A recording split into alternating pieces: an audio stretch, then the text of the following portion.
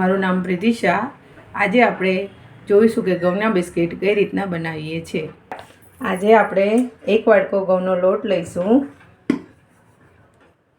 એની અંદર ચપટી મીઠું નાખીશું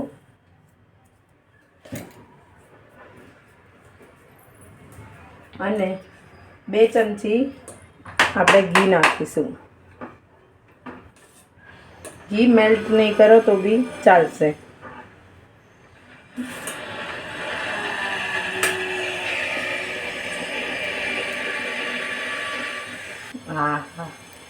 आज આપણે આ રીતના મિક્સ કરી દઈશું અને હવે જોઈશું કે આપણી મુઠ્ઠી વરે છે કે નહીં. તમે જોઈ શકો છો ગાઈસ કે આપણે ઘઉંના બિસ્કિટ કઈ રીતના બનાવીએ છીએ. પછી તમારે 1-2 इलायची वाटी देवानी है, 1 वाटकी खांड लेवानी है અને ખાંડને એની અંદર પાણી મિક્સ કરવાનું છે અને એનાથી લોટ બાંધવાનો છે. ખાંડને ઓગળવા દેવાની નથી.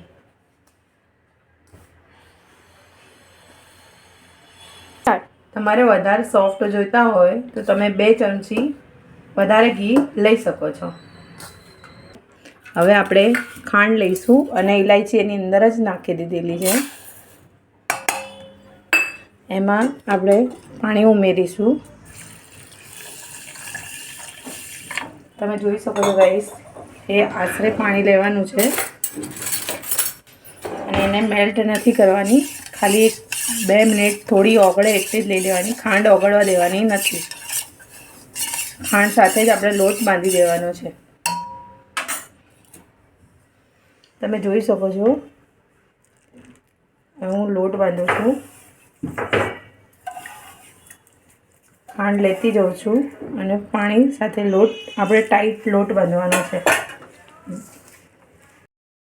તમે જોઈ શકો છો ગાઈસ આ લોટ રેડી થઈ ગયો છે આપણો. હવે આપણે એને ભાગમાં ડિવાઈડ કરી દઈશું અને એને આપણે આદણી પર લઈને સ્ક્વેર શેપમાં ચોરસમાં આપણે એને વણી લઈશું અને પછી એના પીસીસ કરીશું. આપણે એને 3 ભાગમાં ડિવાઈડ કરીશું ગાઈસ. આ 2 ભાગને સાઈડમાં મૂકી દઈશું અને આ ભાગ આપણે લઈને એને આપણે ચોરસમાં વણી લઈશું. ગાઈસ તમે એની થિકનેસ જોઈ શકો છો. આટલી થિકનેસ રાખવાની છે એની અને આપણે ચારે બાજુની આપણે કટ કરી દેવાની છે એટલે એની ડિઝાઇન સારી પડે આપણે. ગાઈસ કે આપણી ડિઝાઇન સરસ પડી ગઈ છે. હવે તમે સાઈઝ તમારે જોઈતી હોય એ પ્રમાણે તમે કરી શકો છો. હું આમાંથી 6 પીસીસ કરું છું અને એને ઉપર આપણે ડિઝાઇન આપીશું. આ રીતની ચપ્પાથી ડિઝાઇન આપી દઈશું. આ રીતની તમે ડિઝાઇન આપી શકો છો.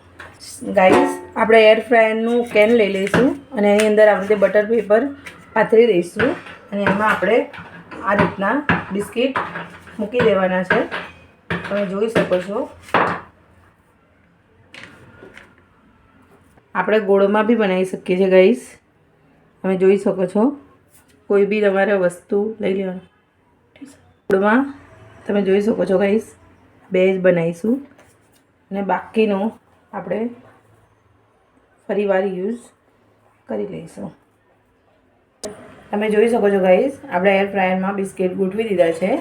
હવે એને આપણે હેલો ગાઈસ આપણે હવે એનું ટેમ્પરેચર સેટ કરીશું અને મેનુમાં જઈને એના મેનુ પર લઈ જઈશું. કૂકીઝના 185 ઉપર તમે 20 મિનિટ મૂકી શકો છો. નીચે તમે જોઈ શકો છો કે કાચમાં તમને દેખાશે બી ખરા કે બન્યા કે નહીં એ બી ખબર પડી જશે.